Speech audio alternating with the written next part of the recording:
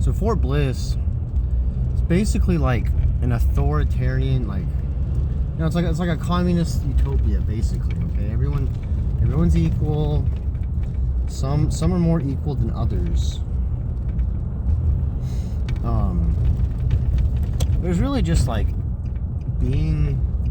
I don't know. It was very strange. You see, I was a part of a fires brigade, which basically, if it shoots long range shit, we are supposed to have it, but nobody in the brigade had any weapons. Okay, we had rifles, but you know, we had no purpose, and so we would be doing purposeless things all the time, like picking up weeds, you know, from like the medians in the street, like picking them up with our bare hands. You know, there'd be just like 30 of us out there bent over, and you know, like just some weed spray could have taken care of that for the whole summer, but no, we'd be out there every couple weeks, and it would just be like these little hellish tasks. So what I ended up doing was I would volunteer for any task I could, whenever I could. And that did buy me some respite, as it got me away from my unit for quite a while. You know, I got the test for the new communication systems, self-healing and network. I got to be on fucking funeral detail. Hella fun. Funeral detail was some great shit.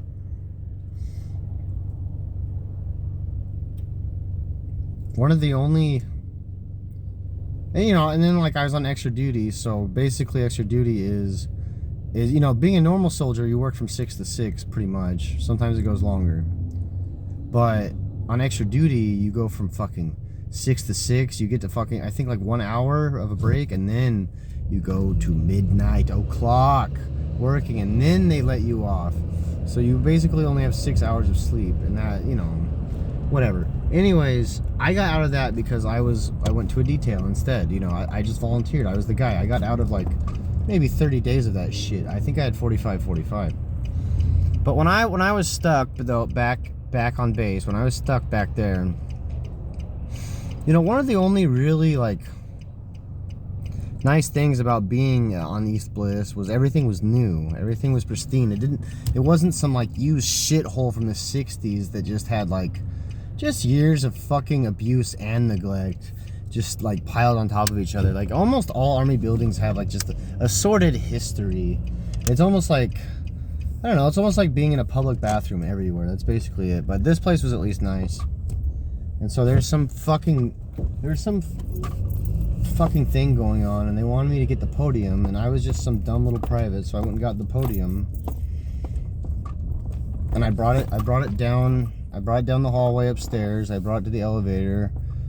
Then, like, you know, the elevator's about halfway through the entire building, so then I brought it the other half. And one of the wheel's brakes was engaged.